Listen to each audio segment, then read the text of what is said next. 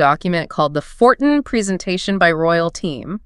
Right. Our mission is basically to pull out the core ideas, the earning possibilities it talks about. Give you the key info without all the extra fluff. Exactly. We know you want to get informed, efficiently, thoroughly. That's the plan. In this presentation, it lays out potential earnings, system mechanics, how to join. All the steps. Okay, let's dive in and unpack this. So what jumps out first is how they set the scene. Right? Yeah.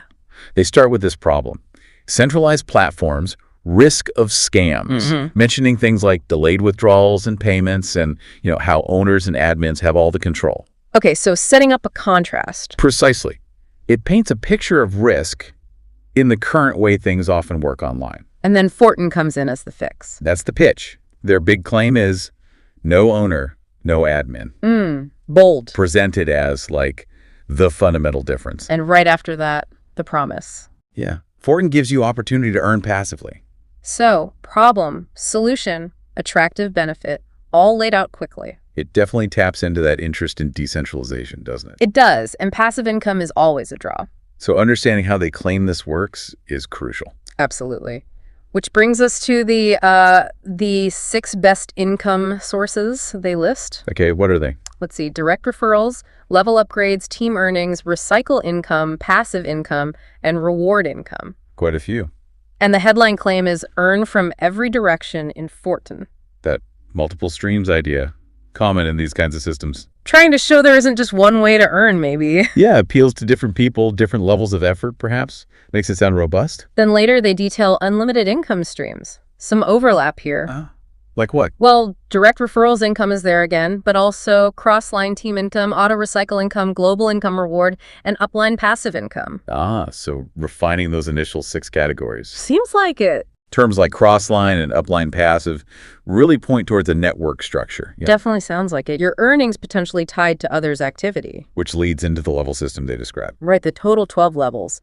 They emphasize infinite income and auto-recycling. Infinite income. That's a big claim. It is. They give a base total profit example, 2,836 TON.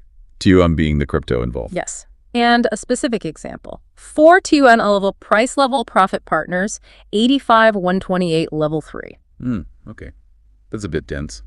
Level 3 costs 4 TON.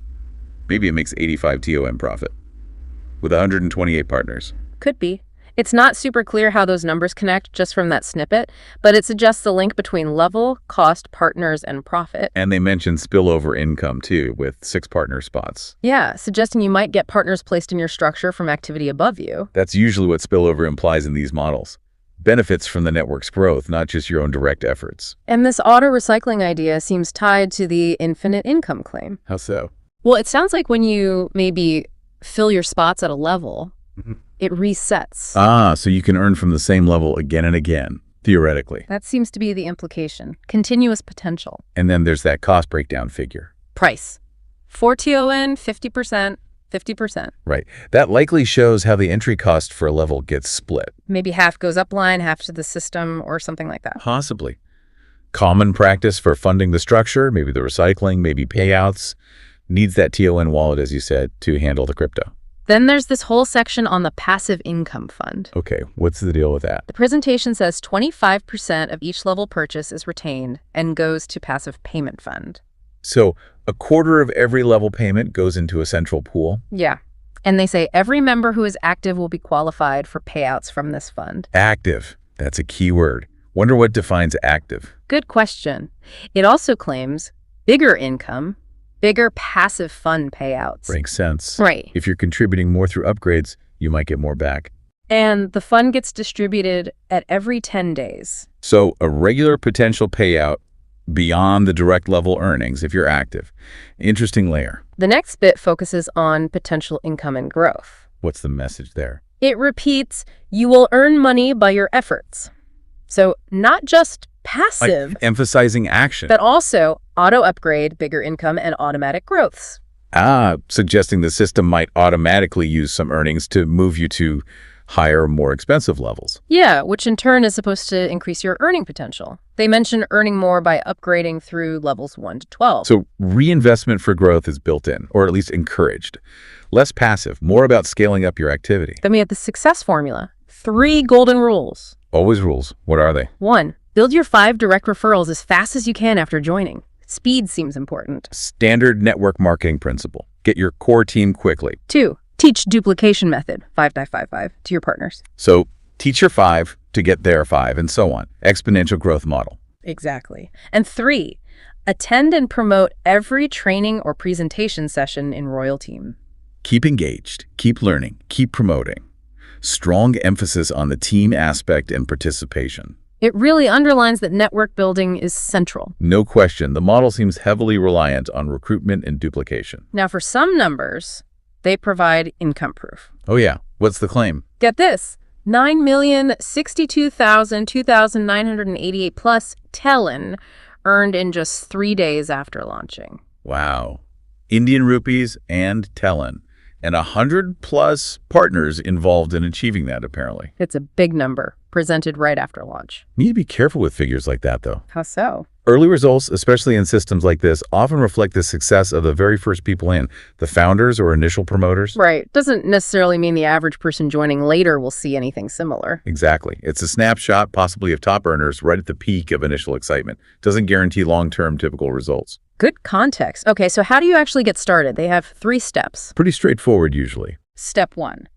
Create a Tono N wallet, Tonkeeper. Makes sense. Need the crypto wallet. Standard stuff. Step 2. Fund your wallet by adding at least 3 TON, so a minimum buy-in. Okay. Step 3. Join using your sponsor's upline invite link. Again, emphasizing the referral structure. You need someone to bring you in. And it mentions using ton.forceedge.io or use Telegram app to sign up. So practical instructions for joining the platform itself. Finally, let's look at that chart information. It breaks down the costs per level. Right. The detailed financials. What are the columns? We've got slot costs, passive fund, rebate fees, total fund, and returnable. Rebate fees and returnable aren't immediately obvious. Let's see. Level 1, slot cost is 1 TON. Passive fund is 0.25 TON, which is 25%, like they said. Okay, that matches. Rebate fees are 0.50 TON. Total fund needed is 1.75 TON, and returnable is 0.89 TON. So 1.75 TON total out of pocket for level 1. What about level 2? Level 2, slot cost 2 TON. Passive fund 0.50 TON. Rebate fees 1.00 TON. Total fund 3.50 and returnable 1.78 TON. Doubled across the board, it looks like. Seems that way. And level 3, slot cost 4 TON, passive fund 1.000 TON, rebate fees 2.000 TON, total fund 7.0000 TON, returnable 3.57 TON. Still doubling. So costs escalate significantly as you go up levels. Definitely. That total fund is the entry cost for the level. And that slot cost seems like the base price. The passive fund cut is clear. But rebate fees and returnable, what do you think those are? Hard to say for sure from just the chart. Rebate might suggest something paid back to the network, maybe upline, returnable, perhaps the potential earning from filling the slots at that level. Pure speculation, though. Yeah, the presentation doesn't seem to define those terms clearly. That's a bit of a gap. But you see the increasing financial commitment required. Absolutely. So wrapping up our deep dive on this Fortin presentation, what's the gist? Well, it presents itself as a decentralized platform, tackling the risks of central control. Offers passive income potential, but heavily emphasizes active network building. Right. Multiple income streams listed, a level-based structure with increasing costs and potential rewards.